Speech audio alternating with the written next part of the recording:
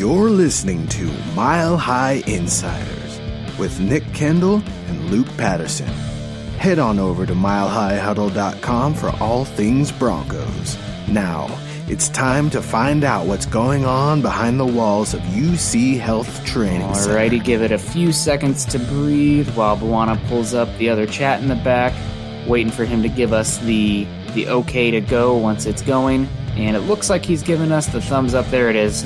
It's behind your mic icon, but that's whatever. I think we're good to go here. Guys, hello. Happy Halloween, and welcome to an episode of the Mile High Insiders.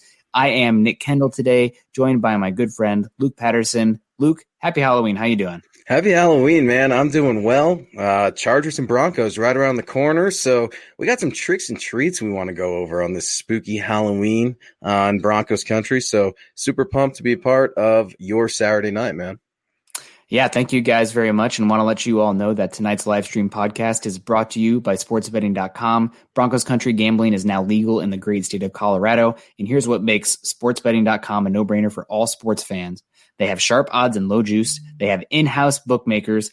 They don't use a third-party provider of odds. They have reduced juice and the best prices. Hassle-free bonuses with a one-time rollover, which means the bonus money is yours after you bet it just one time. They also have 24/7 live customer support, which always means that a real live person is going to answer you. And here's the kicker. At sportsbetting.com/milehighhuddle, you can get a 100% risk-free week of sports betting up to $1,000. Boom. Not just one bet, but all of your bets, every single one. Play for a week, and if your losses exceed your winnings at the end of the week, sportsbetting.com/milehighhuddle will cover you for 100% of the difference up to a $1,000 rollover. Ooh. So head over to sportsbetting.com at www.sportsbetting.com/milehighhuddle. Again, that's www.sportsbetting.com/milehighhuddle and capitalize on a risk-free week of sports betting, again, up to $1,000. Also, guys, make sure you're going over to Twitter. Follow us there. We have Luke Patterson at Luke Patterson LP, myself at Nick Kendell MHH. Also, guys, if you're joining us via YouTube, do us a huge favor. Like, subscribe, and share our show. And guys, on Facebook, click those little thumbs up, as we like to say. Also, don't miss our great content at milehighhuddle.com, an affiliate of Sports Illustrated. I just had an article go up today. I actually had one go up each of the past 3 days. I know Luke has some pieces come up. Yeah, we've been busy. End of the month, we just trying to get everything in. It's been chaos over here. I actually just got back from a hike as well. I summited Mount Eleanor today, so that was about 7.5 miles, 3,500 feet. Yeah, my legs are very tired, but it was beautiful. But we're not here to talk about my hikes. I know some people appreciate that out there, obviously with the Colorado folks, but we're here to talk trick or treat with the Denver Broncos. Which players through Broncos playing 5 games so far this year, 6 games so far this year, if they are tricks or treats. This is the Overtime Podcast Network. Listen up, Broncos country. Coors Hard Seltzer is not your average seltzer. Rooted in Coors' long history of sustainability, their brand was inspired by a generation that wants to do good in the world, that has a mission to restore America's rivers. Never before has it been so easy to make an impact and make a difference and do good in the world. Coors Hard Seltzer is launching the world's easiest volunteer program. Whatever you're doing, simply by cracking open a can of Coors Hard Seltzer, you're volunteering. Our waterways, guys, they are at risk. 80% of America's rivers are drying up, and through a partnership with Change the Course, Coors Hard Seltzer is helping to protect and restore America's rivers. Each 12-pack of Coors Hard Seltzer restores 500 gallons of fresh water to U.S. rivers. Wrap your brain around that. And the communities that depend on them. It's so important. The results? 1 billion, that's with a B, gang, gallons of water restored to 16 river basins across the U.S., including the Colorado River. And that's just year one. And here's what's great about Coors Hard Seltzer. 4 refreshing flavors, 1 cool cause. Enjoy naturally flavored black cherry, mango, lemon lime, and grapefruit. And the specs are in, gang. Coors Seltzer is 4.5% ABV and only 90 calories. Chad, I got to say, for last Sunday's slate of NFL games, I picked up a Coors Hard Seltzer and mango. Loved it. This week, I picked up a Coors Hard Seltzer and black cherry. Loved it even more. So, guys, whether you want to support the cause or like the flavors, you won't be disappointed with a Coors Hard Seltzer. Amen. So join the world's easiest volunteer program by simply drinking Coors Hard Seltzer. You can volunteer to restore America's rivers. You buy Coors Hard Seltzer, you help restore 500 gallons of water into America's rivers. It is that simple. Visit CoreSeltzer.com to find Coors Seltzer near you. That's CoreSeltzer.com. For every 12-pack sold through 8/31/2021, Coors will purchase services from Change the Course to restore 500 gallons of fresh river water. Details at CoorsSeltzer.com. Celebrate responsibly. Coors Brewing Company, Fort Worth, Texas. And I think I'm going to kick us off here. Let's do it. First trick, we have 3 tricks and 4 treats, just because, again, we want to be positive here. Everyone gets candy, treats around. But the first trick that I have here, Melvin Gordon. And I made sometimes I really want guys to succeed. I really do. And I was probably one of the hardest people on the Broncos when they signed Melvin Gordon, because if anybody's listened to me speak one time, just in passing on the street, I will yell at you running backs don't matter. So that's, again, paying big money for Melvin Gordon. Didn't love it at the time. I thought he played pretty well considering the offensive line struggles early on outside of fumbles. I thought he played pretty well in that Jets game as well, but man, right back in the doghouse. Again, you guys know how I feel about paying running backs, even if it's a 2-year deal.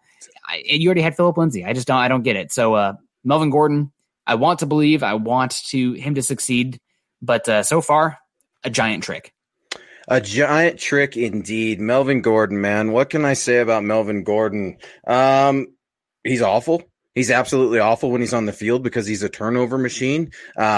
He's very consistent at being inconsistent. His distractions off the field, I think, have definitely gotten in his head on the field, and we saw some of that against the Chiefs. I mean, when you're pitching a flea flicker above Drew Lock's head, that's just a mental lapse. I know mistakes happen and things, but Melvin Gordon's a better player than that. I wasn't thrilled of him being here. You weren't thrilled of him being brought in, especially for the price that the Broncos are paying, but I definitely got to agree. He's an absolute trick. And it sounds funny saying that. I feel like I'm on a Dave Chappelle show, right? He's a trick. He's a, player hater's ball. But no, he's an absolute trick, man. For me, he's such a liability. He just, the turnovers, the defenders know the ball's going to come out. And anytime Melvin Gordon is in the game, it's just a one-dimensional aspect of him running into the back of his offensive line. So I got to agree with you. In Broncos country, I see what you guys are saying on Twitter. Melvin Gordon does too. And, we got to hear about Melvin Gordon talk a little bit about that DUI and, explain that he felt bad. And I thought he could have came out a little more humble, Nick. I mean, that's, not to just get at a guy and interview and start grading his interviews. But to me, it just seemed like he was kind of glossing over it just a little bit and wanted to spit something out there to get ahead of it. And while I can see that, others need to move on from certain circumstances, it's a major distraction for the Denver Broncos. And that's all Melvin Gordon is right now. Yeah, I mean, there is some value that he brings to the table. He's a sunk cost at this point for this season. We will see what happens with his guarantees for next year. After the DUI, there is some rumblings that those could be voided. And given the Broncos' financial situation, I mean, that could have fallout. He might not be here next year because of that if his guarantees are dropped off because of the DUI.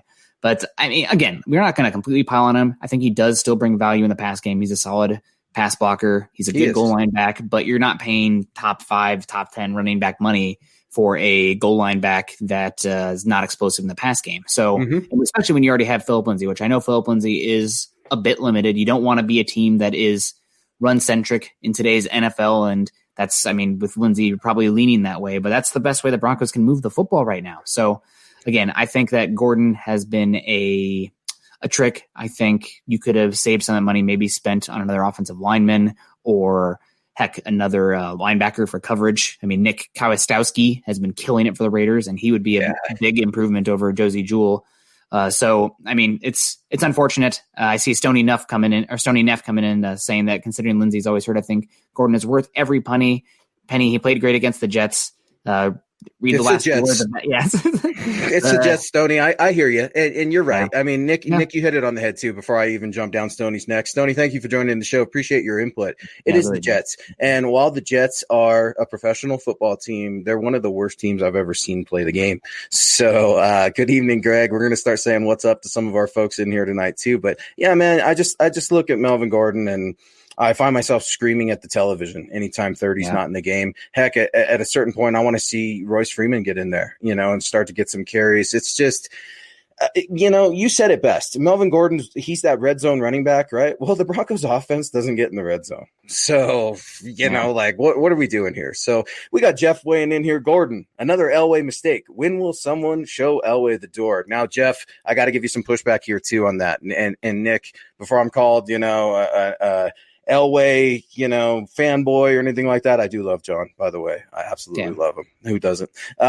It's one of those things for me. Before you start calling for another guy's job, you better have a replacement. And the Broncos are in mid-form right now. We're talking about coaching changes and stuff like that, and people already wanting different offensive coordinators in here, stuff like that. Change is not what the Broncos need in terms of personnel at coaching. Would you agree with that?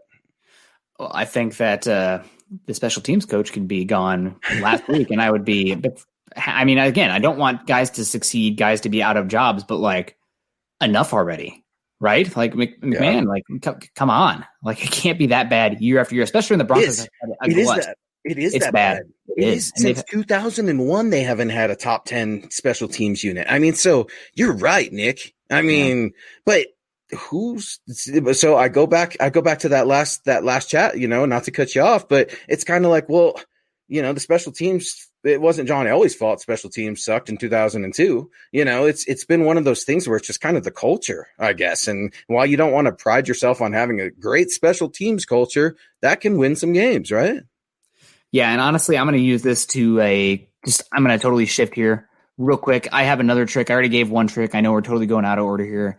I did say Dalton Risner as a trick. And Stu, thank you so much. The Seattle, man, let me know if you're Halloween, buddy. Seattle. I know that we're in the middle of a national crisis in the health front, but I think that I would love to it'd be great to meet any Bronco fans out here in Seattle. Yeah. I need to see more orange in that gosh forbidden highlighted green state, so Stu, thank you so much, and happy Halloween to everybody in Broncos country joining us here on Mile High Insiders tonight on Saturday night. So I agree with you, man. It's one of those things. We got to see orange out there. I can't stand the Seahawks or Mr. Unlimited. Apparently John just let us know that he moved to Houston, so still a cool place, but we missed you out here in the Pacific Northwest. I'm going to double down here on the tricks. I did have originally Dalton Risner written as a trick just because I thought we had a lot of expectations coming into this year, and we were tricked to think that a potential Pro Bowl this season, not even close. But I'm giving him a little bit of the benefit of the doubt. I thought he was playing better before he got injured. So fingers crossed he will turn it around.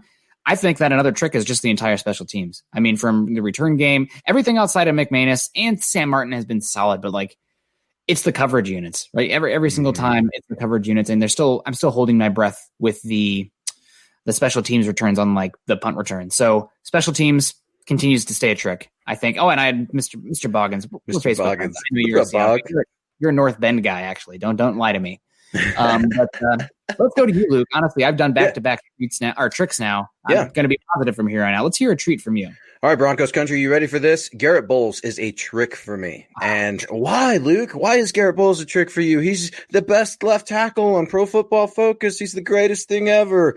I understand that, but the sample size is still very, very small. Garrett Bowles is right now the best offensive player on the field for the Broncos, and I wholeheartedly believe that. But I have to see more of it. I got to see more consistency. I get the contract and the trade deadlines coming up, and, keep an eye on it, guys, because we don't know what's going to happen. I mean, funny things happen in the NFL in a funny year. So, which Broncos are going to be on the team, which ones won't, we'll find out on Tuesday. We're fixing to find out, as Coach Kubiak would say. But for me, man, Garrett Bowles, it's like I was telling you guys, right? Everybody's eating candy right now. I'm going to take my daughter trick-or-treating later, and she's going to get a box of dots, Nick, and I love dots, but they always find a way of putting the green dots and the yellow dots and the orange dots in there, and only one red or only one purple, only one good kind. So you got to get rid of that nasty candy, and it's not the best, but you're willing to get through it. That was Garrett Bowles the last few years, and we're just now getting to the red piece of that candy. So for me, Garrett Bowles has been a little bit of a trick because I wasn't expecting this, but I'm still looking at him sideways saying, are you going to do me wrong? Don't do me wrong, GB. Don't do me wrong. Yeah, I'm going to have to push back and give you my first treat on this, and I have Garrett Bowles as a treat. And my candy analogy, I like that you've used the dots when you used it in our pre-show as well. Mine is typically Starburst. Those pink Starburst, man. Those are fire. Those game changers. All the other three people have their preference as far as the core four. with the fruit punch, the orange, and the lemon. But like pink lemonade, if you don't like pink lemonade, just like is that the official flavor for it? I think so. I think it's pink lemonade. Somebody look it up. It might be strawberry. We need you to do this, John. What do we got you on here for? If you're not looking up our candy flavors, John, having to put up with Nick Kendell and I on Mile High Insiders. But no, man, he's just a little bit of a trick, and I see all the pushback I'm getting from the MHH community, and I knew I would. And I'm not trying to bait you guys, I promise, but I like the pushback because it's valid. It's something that argument should be held up. Like Garrett Bowles is arguably one of the best offensive linemen in the league right now, and Nick, I think you and I are kind of on the same page with Pro Football Focus, right? It's not the end all be all. Now, for some players like Mark Schlereth, who I absolutely love, right? Absolutely love Stink, but he hates Pro Football Focus. He can't stand it. I love listening to him get mad about it just because it's worth the listen. But, it's a reference point, just like anything else, right? So, I definitely think that some of the stats and some of the references in Pro Football Focus are accurate with Garrett Bowles because he deserves it. He's definitely improved his game. But let's also take up the notion that holding penalties are getting called way less. And now I'm not just saying that, saying he's a garbage guy because they're not throwing flags. That's not it. He has definitely improved. You've seen the film, Nick. You chart the plays. I mean, his hand placement, right when you think he's going to keep grabbing the outside, he's going inside. His kicks, his power steps have gotten a lot better. So for me, though, I got to go with the trick with Garrett Bowles. And I'm willing to change my mind if you guys can, talk me into him becoming a treat. Yeah, Garrett Bowles is pulling out a pink Starburst season this year. Honestly, I think when you come to it, it's more of it's a whiskey conversation. Like if you drink that whiskey right away, it's a little green. Maybe it was taken out of the barrel too soon. What kind of whiskey are we drinking though? Oh man. What whiskey would Garrett Bowles be? Right? Honestly, I'll be completely honest with you. I'm not a Scotch guy. I really love bourbon though. Okay, me too. Elijah Craig is really good. Buffalo Trace is really good. Buffalo Trace is good. Yes. So those are always a lot of really good ones. Maybe you're making me think of whiskey. I need some. Garrett Bowles is Buffalo Trace good. Man. He's whiskey because you don't want to drink it green out of the barrel. You have to let it age a little bit. You want to let it age. So now you've left him in dark and room condition, not super hot. There's not light getting to it. And it's that year 4, you're busting it out and man, yeah, it was worth the wait. So I'm going to go Garrett Bowles a whiskey treat even on this one. I think he's been incredible this year, and he might be the guy that's Broncos priority number 1 this offseason. He's playing that well right now. Yeah. Priority number 1. I love it. And we're into it. We're into it deep. And Buana, if you could throw that last one up there from Chris before we get to Mr. Boggins. Chris was asking a quick question. Well, Nick, why aren't the refs throwing the flags? I don't know the answer to that question, but if you were to ask my opinion is it makes a bad product. Right? There's holding on every single play. Ask every offensive lineman that has played in the league or does play in the league. They hold. Defenders hold. I mean, it's just at a certain point, it just ruins the game. Penalty after penalty. You already have the commercial breaks and all that madness. I mean, why do you think that the NFL has really come down and said, slow it down on the holding penalties? Yeah, no, I think it's also because of the weird offseason where the offensive lines are not going to be as in sync, probably not as fluid. And if you just said it, I mean, football right now has a really good chance to take another step forward, separating from the rest of the leagues right now. I mean, I think I saw that the Giants-Redskins game outpaced Game 6 of the World Series this year. I believe it. It's the Giants-Redskins, like blah, but like still. So you mean Washington football team, right? You mean yes? My gosh! Can we call them the San Diego Chargers too? Because I'm going to call them the San Diego Chargers. If anyone wants to troll me on that, you go right ahead. I deserve it. But they're Washington the San Diego Chargers and the Washington Redskins on MHI. Yeah, again, whatever. That team that wears the burgundy and the gold, that they have a terrible owner. It's awful to write about them because you have to include the Washington football team. I mean, it's terrible. Yeah, that's just ingrained in my brain. That'll take some work to get over, but. Anyway, coming back, it's football's prime chance. It's got a chance to even become America's game right now. And I think that if you had a weird offseason like this and you were calling holds like normally, you have a really just gummed up game. It would be slow. It would be clunky. So I think they're letting the guys play a little bit, and it's resulting in a better product. Sometimes frustrating because when you're the defense and you're getting held, I mean, you see Bradley Chubb's jersey getting ripped around. It's like, come on, called. Yeah. Gosh darn.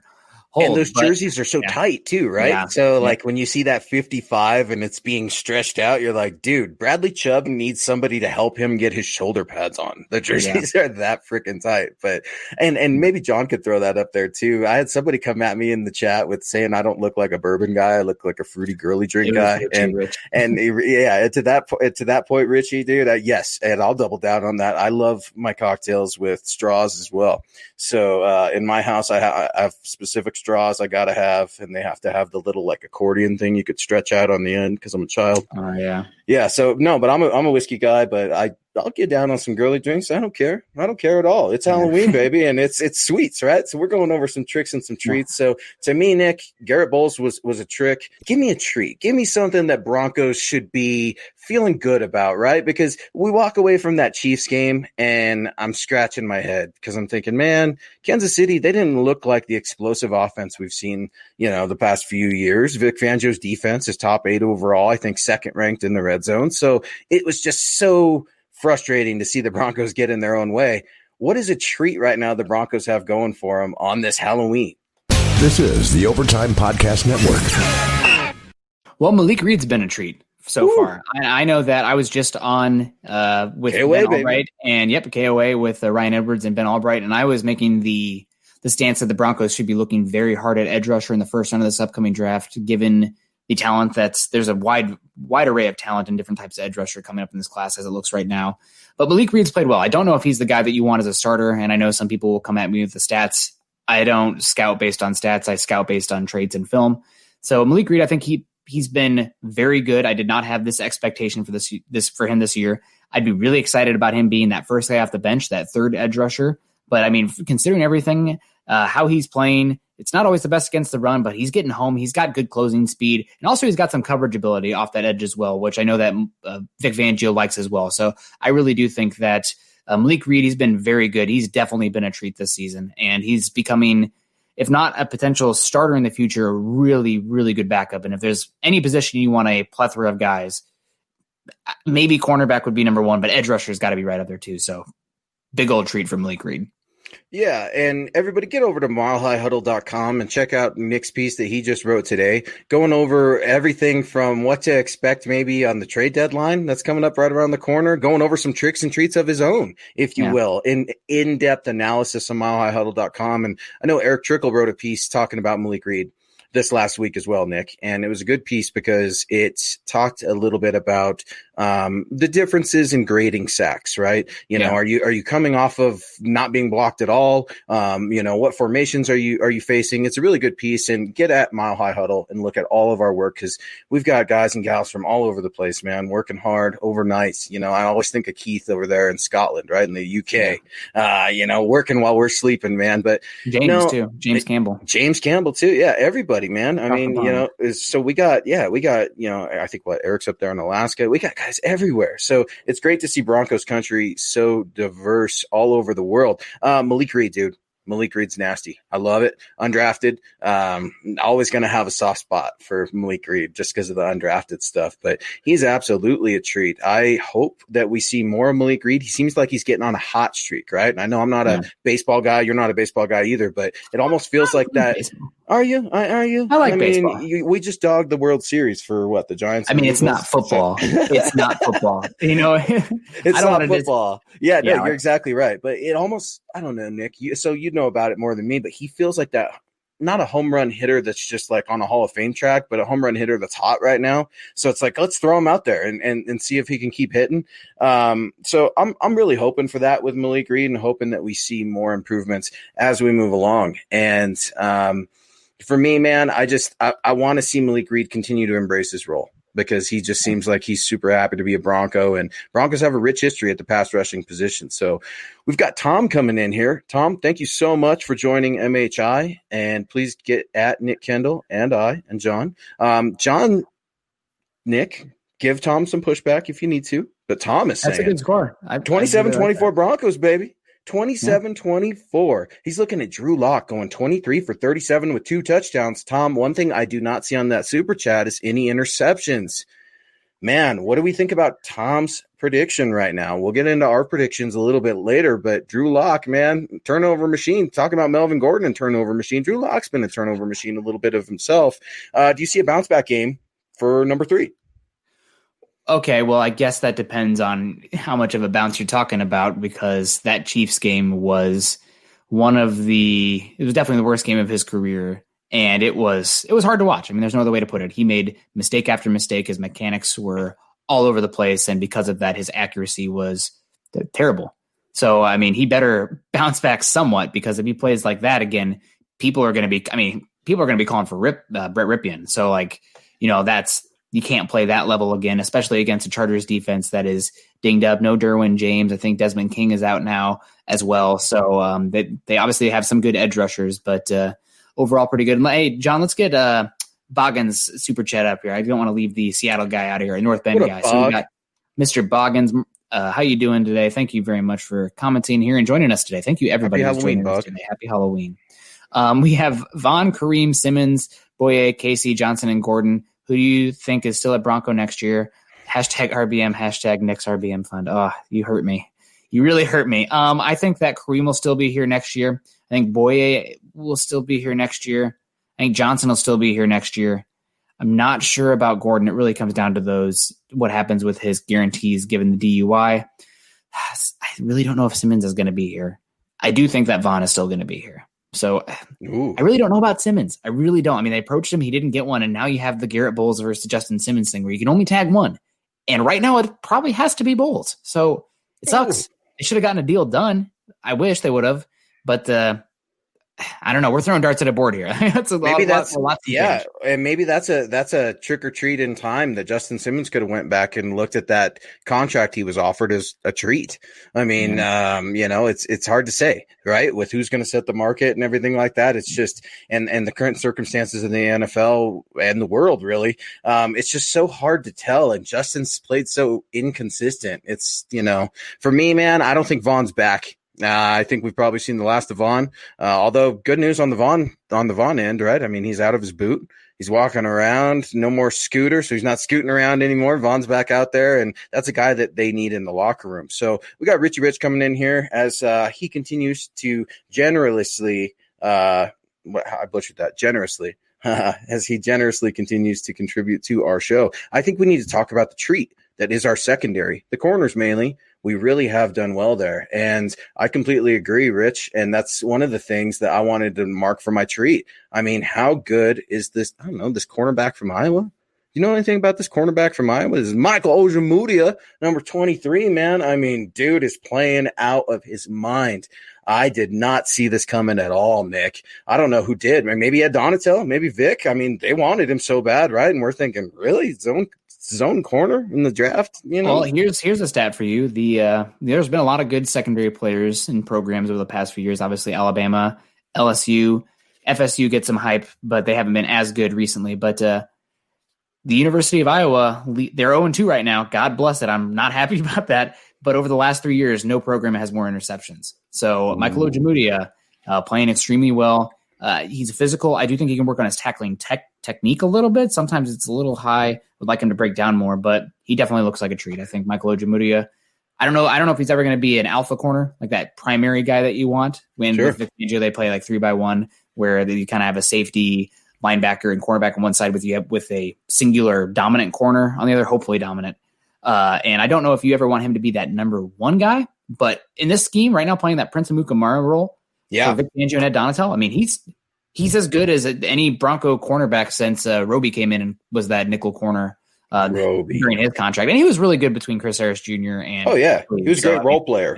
Yeah. Great role player. Yeah, it's weird, right? How you got to find your role in the secondary. There's like you've got your starting running back, and what's that old term? Bell cow running backs, right? I know you love running backs, and I'm not going to let you get away with that Iowa stat, dude. Of Iowa with interceptions. Well, when is Michael Jamudia going to start intercepting some balls? Because that's my only critique, dude. Because every week I'm like, this is the week, man. This is the week. And just because because I'm ready for it, man. He's puts himself in such a good position to defend that ball. I'm just so impressed with him, and it feels like Ed Donatel, man. I'm gonna give Ed Donatel a treat, dude. I don't think that this guy gets enough credit because I think too often we're caught up in Vic Fangio and his grasp and unwillingness to ever let go of the defense, right? We saw Rose let go of Jack on the Titanic. I think that's something we'll never see with Vic. I don't think he's ever going to let that defense go, dude, for better or for worse. So I would agree, man. I mean, an absolute treat, Mako Jamudia. And hey, I got a question to ask you. I know Pabby's an Iowa person too. I got some Iowa neighbors, and they were asking me, and I'll open it up to the chat, Beggar's Day. Do you know about Beggar's Day?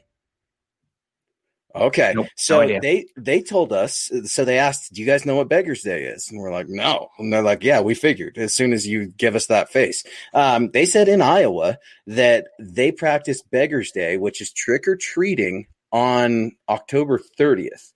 Then on October 31st, that's for Halloween parties only. So children, adults, stuff like that. Are you picking up what I'm throwing down? I mean, trick-or-treat growing up for me was always on the day before Halloween. Okay. And I know that originally it was called Beggar's Day, where kids would go door to door. And then it became in the 40s and 50s, it became much more mischievous.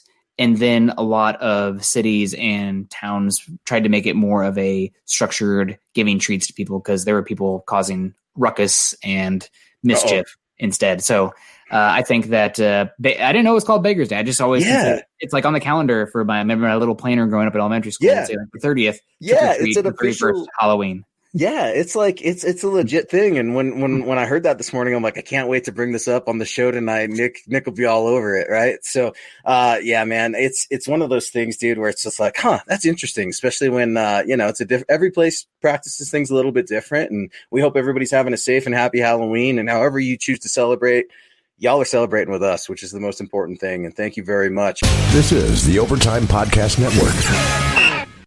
We've got Cody Potter coming in with a super chat, $5. Thank you so much, Cody. You help us be our own superstars every night, man. So thank you. Treat to me is Albert Okwuegbunam. Maybe not this year, but his future is bright in a 2 tight end set. Bowles, well, he's the whiskey sour. I predict Gordon's revenge game. Denver 20, Chargers 10. Man, there's a lot there. Now, Nick, you wrote about Albert this week. I read your article piece on milehighhuddle.com. What do you have to tell Cody? I mean, is he right that Alberto's a treat? I mean, he's a developing treat. He may not be that candy that you have right now, but maybe it's that new candy bar that's going to be coming out next year, right? That's going to be the best thing ever. I guess he's a Tootsie Pop, right?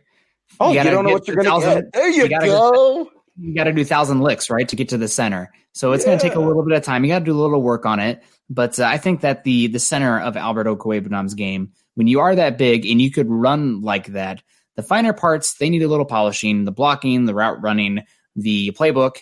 I think that's all going to come in time. And if it wasn't such a weird offseason, maybe you wouldn't have as much of an issue with that. But I think that he's not displacing Noah Fant. I don't think he has the fluidity that Noah Fant has. But when you have 2 guys that are that size that can run away from linebackers, it's an issue. So, again, a lot to work on for both those guys. Actually, Noah Fant's blocking has taken a big step forward this year. I think people should probably get away from, Noah Fant can't block narrative, because that's not what I'm seeing at all. And also, you're not seeing the field at Iowa if you don't block at tight end. But you won't. Like, you will not see the field. Well, that's always been my thing is Noah has been hesitant in the past to block. It's to me, it's not a matter of is he competent or not. Yes. I mean, sign me up. He checks all the boxes. And that's something that your guy Dallas Clark talked about when he was coming out in the draft. He's like, dude, this kid's the real deal. If he hones in on his blocking, I think he has too. I think he's been a huge improvement. I got a comment on this one. Derek Wright, go back and watch the game last week and watch Noah Fant wincing in pain out there playing. I don't think anybody should question his toughness. He was out there dinged up. And he was frustrated too, man. Locke was airballing him, and he was working to get open despite being on a bad ankle. Noah Fant was frustrated. I mean, you heard him talk about it too. He's frustrated, but I mean, man, Derek's got you riled up, man. Derek, you got to throw in a running back comment after that real quick too, man. I could feel Nick's blood starting to boil from here. But no, Nick, you're exactly right, dude. I think Noah Fant has definitely taken a progression with who he is on this team as well. And he talked about that a little bit this week. He talked about how he explains why the defense is upset with the offense, and they should be. He took the PC line, and all that, which is good. Mm-hmm. And everybody take note. That's how you should do it when you're in the NFL. But, it's one of those deals where it would have been really easy for Noah Fant to come out and be like, dude, it would have been nice for me to get 8 targets like Albert O, considering, I'm the number 1 draft pick, and he didn't. And I think he sees in the long run that Albert O is going to benefit his game. These two can work together. And that's something that, I know your article really shed a lot of light on. It doesn't have to be just one or the other. Two things can be true at the same time.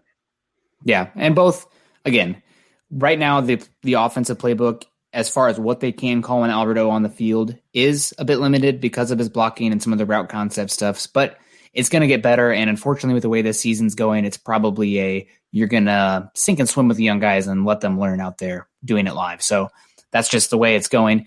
We got Nick, here is your feel good comment. I had to throw that in there. Okay. He will try too hard to fumble or turnover. Oh, well, I'm bummed about paying a running back that much, especially when I was like, you know what, I'm giving it a chance. I said, he's stock up. I did stock up with stock down with Carl. Mm-hmm. And after that Jets game, I mean, he really put the offense on his back. And I was like, you know what, maybe he can be okay because the contract isn't super long and it's just 2 years. He's in his prime, although running backs are as good as they'll ever be their rookie season. At least that's what the majority of the data says.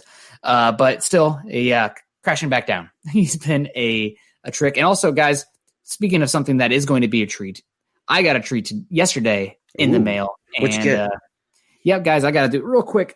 Bear with me. Here we go. Oh, Swaggy P. Get your huddleuppod.com, yo.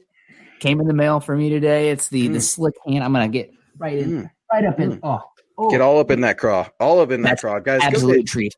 Go get this hat, dude. One of my good friends, Adam Fry, designed our MHI logo, dude. And this thing is just so hot. I saw the homie Cecil Lammy rocking it on Twitter, and Nick, you're rocking it. You guys are just making my day, dude, because I love this thing, man. This is the dopest logo. So go get yours at huddleuppod.com. Get your swag on. Be sure to go grab some of Nick and Carl's stuff from Building the Broncos, Huddle Up Pod, and the Dove Valley Deep Divers.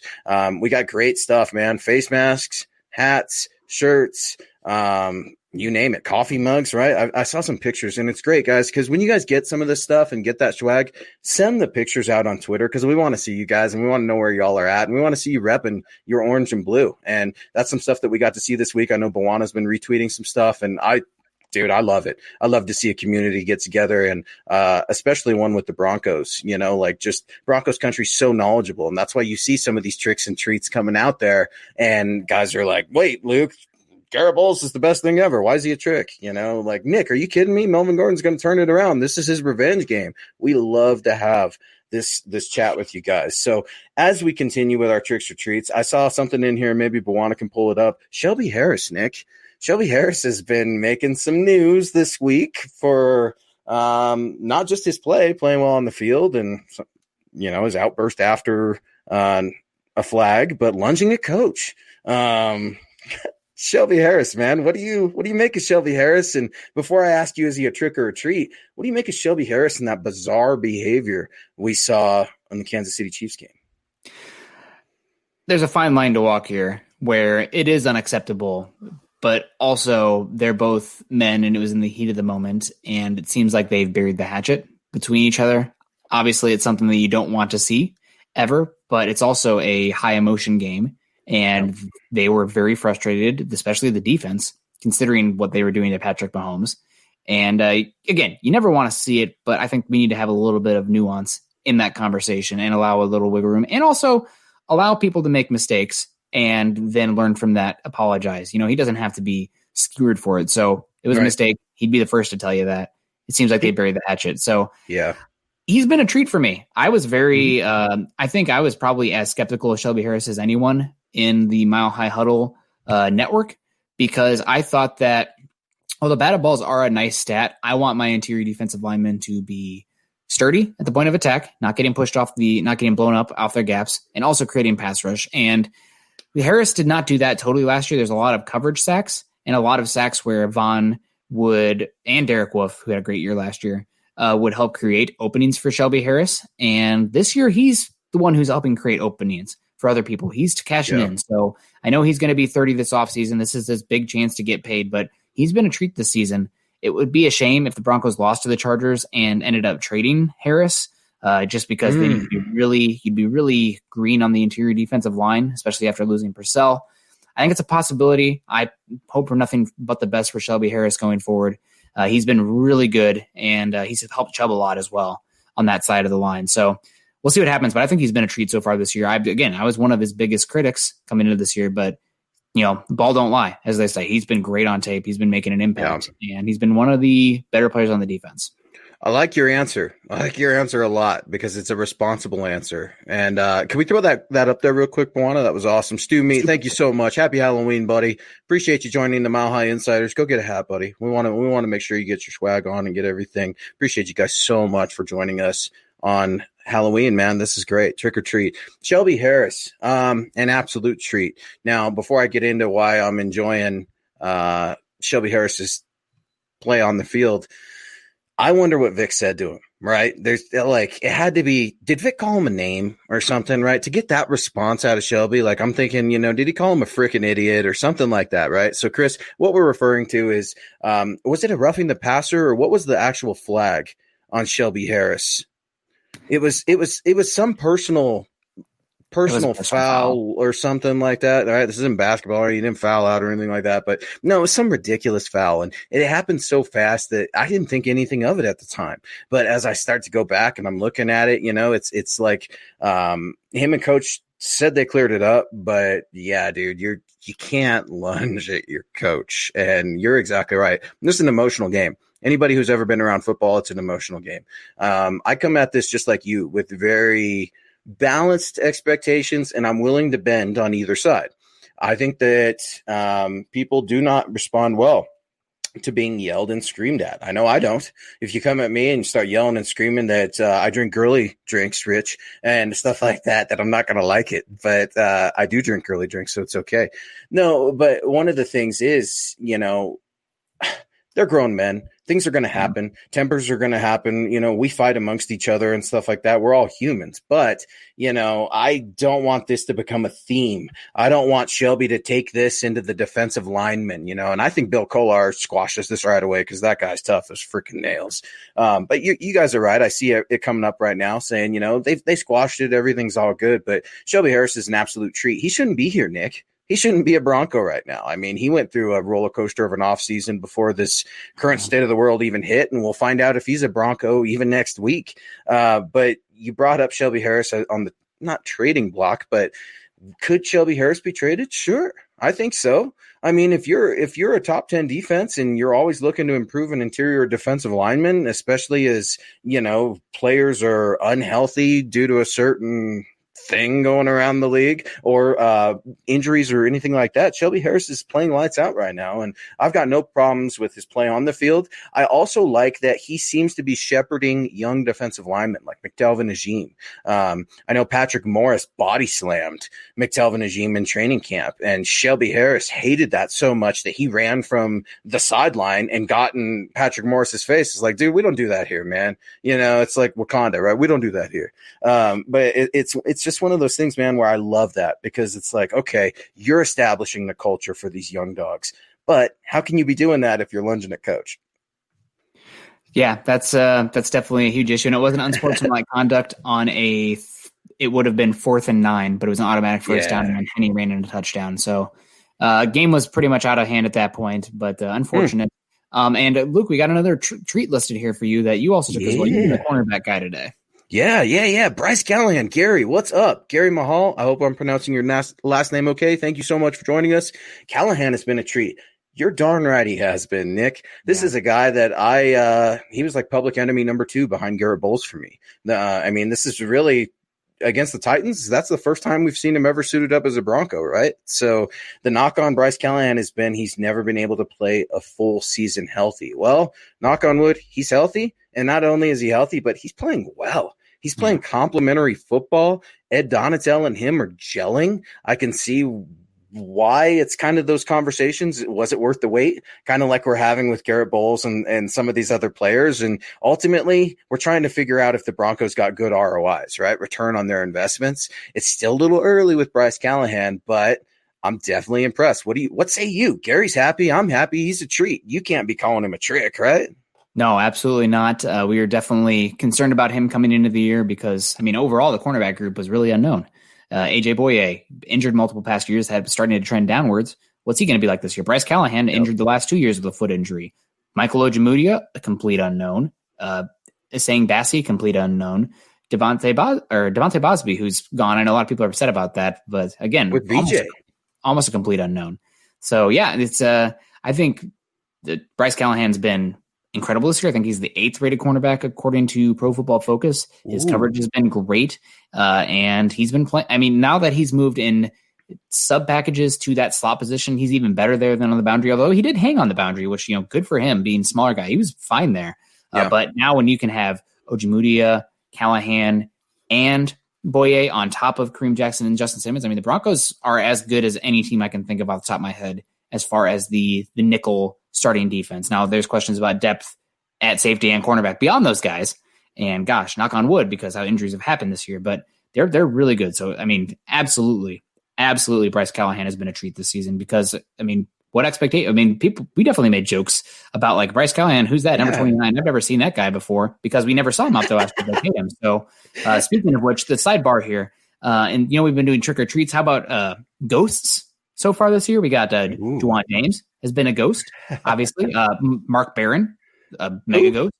And, yeah, exactly. And also Jarrell Casey. Even when he was playing, he was kind of ghosting a little bit because Shelby Harris was playing better than him. Jarrell Casey, good against the run, but as far as a pass rusher, he was ghosting a little bit. So, again, injuries suck, and I don't fault James for pulling out this season, but I'm not holding my breath for how he's going to play next year because of 2 years off. So, ghosting, those guys are ghosting. I love it. Ghosting. We didn't even think about that. And speaking of tricks and treats, we got Jim Hilton coming in, one of our loyal Facebook members of the MHH community. Mile High Huddle is my treat. Thank you, Jim. We really appreciate that, man. That means more than you know. We're football junkies. We're football nerds. We love it. We just can't get enough of it, and neither can you guys. And that's why we're here. We're able to be here on a Saturday night, Halloween, with you guys. So happy Halloween. Yeah, dude, it's ghosting, man. Ghosting. It's one of those things where some players, either you're going to play or you're not. We'll have to see with Juwan James. Now, Cody Potter coming in. Jake Butt is the worst ROI for the Denver Broncos. I had Jake Butt as one of my tricks, Nick, and we talked about it briefly before the show. I feel like Jake Butt got so much run, right, in training camp. He was the training camp darling. Let's just say it. He was more popular than Alberto. People are still trying to figure out, including me, how to say Alberto's name, and maybe Mike Tirico can get that right one day. But Jake Butt, I'm just not seeing it, man. It's when you there's just too much talent in that room right now with Alberto and Noah Fant, and it's a good story. I wish Jake Butt well, but man, I'm so tired of hearing about these banged up Big Ten tight ends that just come into the Broncos and hang out in the injury room, man. That's it. Well, speaking of Big Ten tight ends, I also have another tight end on the list, Nick Vinnette. I think that Nick Vinnette, especially that Patriots game with some of the more power blocking schemes, he was actually blocking pretty darn well. I think there is a niche role for him there. But as far as eating snaps, it really does depend on how heavily you want to lean on the run game versus the pass game. If you are doing the run game, maybe there's some talk to have Vinnette in there instead of Okwuegbunam. But Nick Vinette's been a trick. Honestly, what is he providing that Jeff Hireman didn't provide? He falls down in open space against his former team, the Steelers. I don't know. That's what he provides. For one, it's not, it's frustrating, Nick. It's frustrating. Yeah. And, here's the thing, man. Come at me right, wrong, or indifferent. If we have different takes, I'm more than willing to listen. But let's be honest with what we're seeing. What we're seeing isn't good enough, Nick. That's why you're on KOA with Ben and Ryan. That's why I'm on the Fan with Cecil and Nick. We give our honest analysis, right?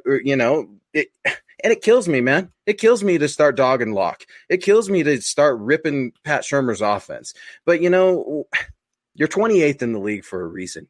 3 wide receiver sets are not working. Nick, you talked about it. Utilize these tight ends more. Can we start running some 21 personnel? Your handoffs, your powers, things with Philip Lindsay that are working.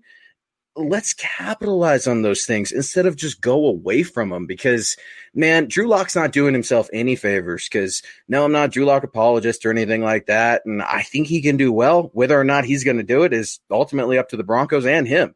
But Pat Shurmur's offense, I've got a real bone to pick with it right now, Nick. I mean, I just don't feel like I don't feel like he's catering to this young quarterback, and I've got no problem sticking my neck out there saying it. Now, Drew can clean up his games and stop turning over the freaking ball and become a leader. I mean, first thing I hear about the defense, screaming after the game, I'm thinking, where's your quarterback?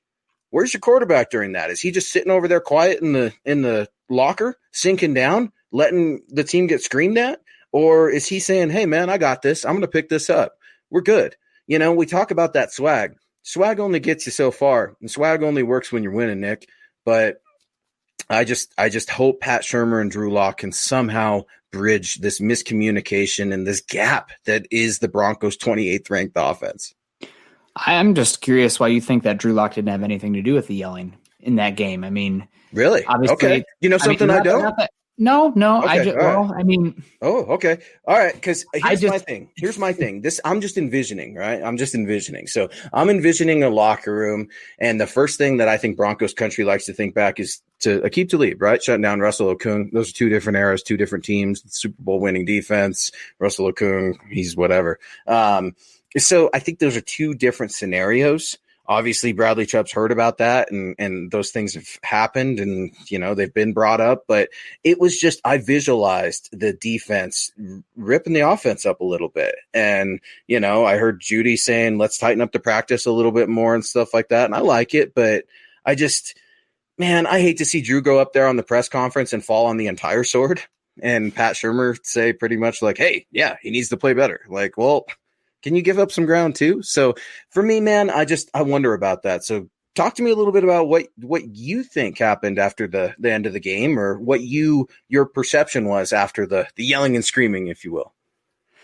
I will say that I am concerned that as far as the patience that Broncos country may not be exhibiting for the quarterback, I don't think it's just the fan base that might be concerned and might not have the most amount of patience for a quarterback play that's struggling.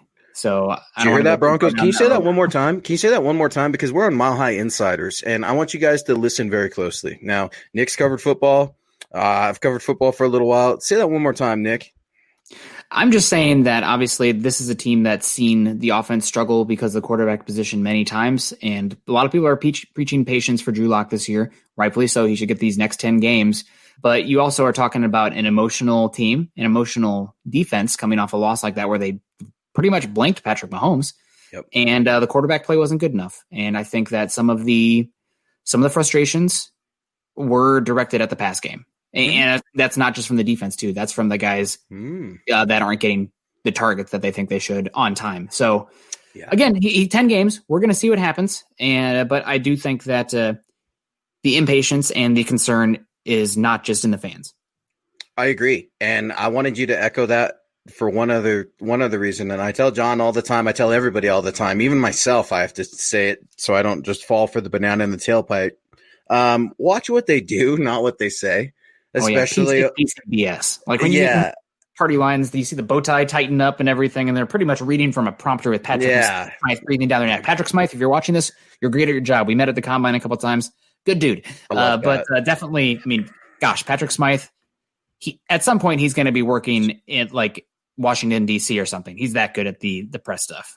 Dude, I think, we're talking about, absolutely. Patrick Smythe, Eric Schubert, Seth, I mean, great guys over there, Broncos PR, right? They've always got things tightened down. So as we talk about Broncos and how they're handling things, this is great. Charlie, thank you for joining, man. Happy Halloween. Appreciate you so much. What's our offensive line going to be tomorrow, Nick? I mean, man, we got the Chargers in town right now, and Graham Glasgow's popping up for a positive test of that funny little thing that's going on around right now. Mike Munchak's in self-isolation.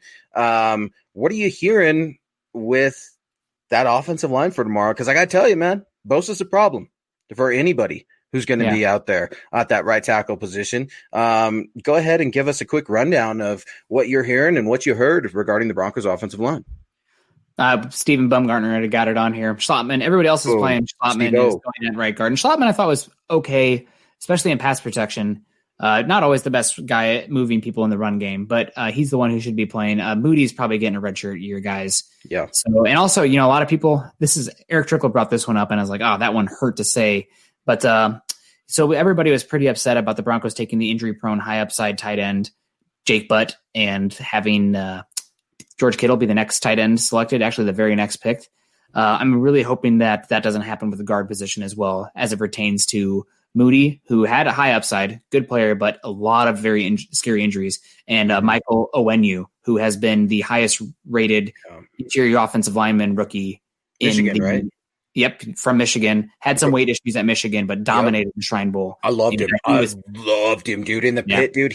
I got goosebumps just now. As soon as you said Shrine, dude, he was dominating the pit, dude. Yeah. Dominate with John Runyon down there, dude. Oh. Yeah, he was great, and I'm really hoping that it's not another Butt and George Kittle situation. So Moody gonna have to wait and see on that one. But gosh, I really hope it's not a Jake Butt situation. Yeah. So you got a lot of tricks and treats left, Luke. We got to get through some of these. Man. Okay. What do we? Okay. Alexander Johnson. He's a trick for me right now. Before everybody eats me up, hear me out. The only trick in Alexander Johnson's game is his biggest downfall as a player. He cannot cover. Let's just be honest. I know Travis Kelce had a pedestrian game at best against the Broncos, but hearing some things. Yeah, right. Hearing some things out there, at Broncos practice and stuff like that, even in drills, you've got guys, reporters and everything else that are laughing during the linebacking drills just because these linebackers just can't cover tight ends. They can't cover anybody.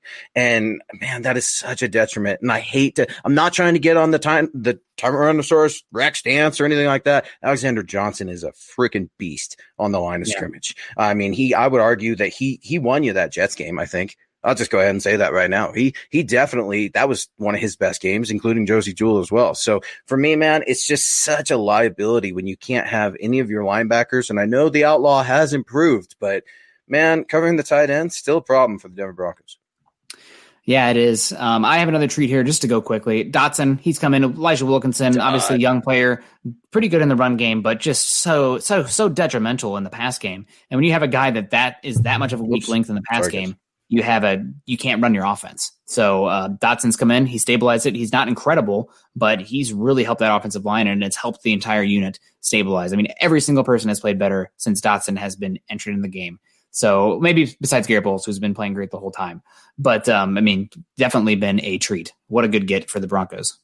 Yeah, absolutely, guys. And with that trade deadline coming up, just watch what we do.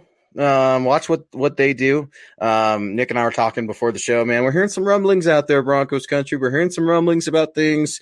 Not enough of a rumbling for us to start popping off on Twitter or anything like that. But let's see what happens tomorrow. Yeah, we'll see. We're fixing to find out, right? And that's one thing Adam Schefter, dude, I love Adam Schefter. Who doesn't, right? Who doesn't? Do you like Adam? You ever get to meet Adam or anything like that?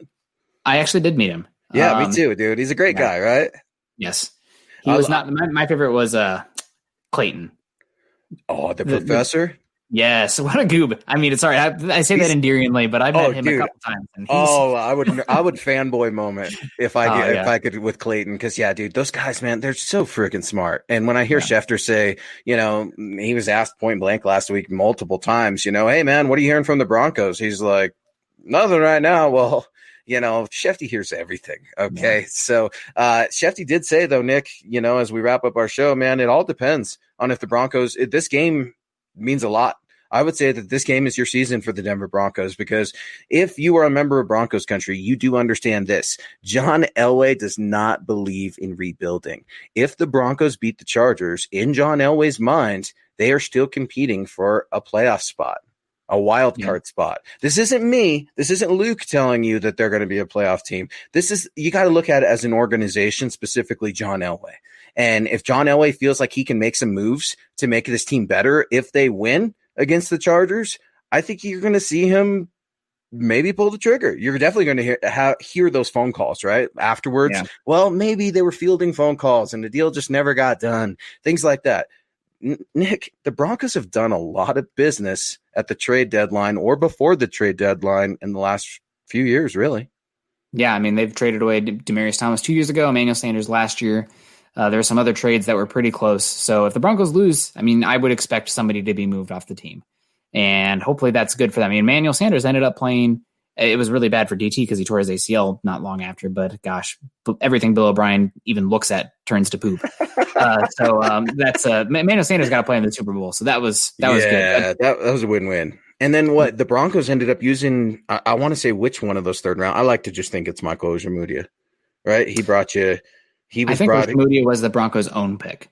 Oh, was it? Okay, because there were 3, right?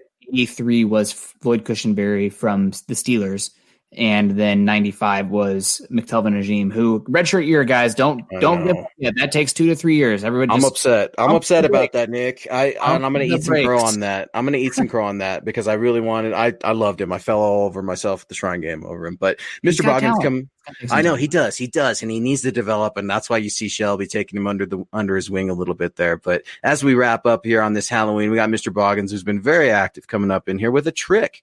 The trick is Pat Shurmur. He's not scheming enough underneath routes for the yards per catch game with the million weapons we have. Yeah, and I want to read something real quick here. Bill, you got a cuss word in yours here that I'm not going to pull it up to put it on the screen. I'm going to read through the cuss word. Guys, if you're dropping bad words in here, sometimes that'll give me a laugh, but that means you're probably not going to get put up here. So, Bill, I'm going to read your post here because it does correlate with this. We're just going to get around the curse words.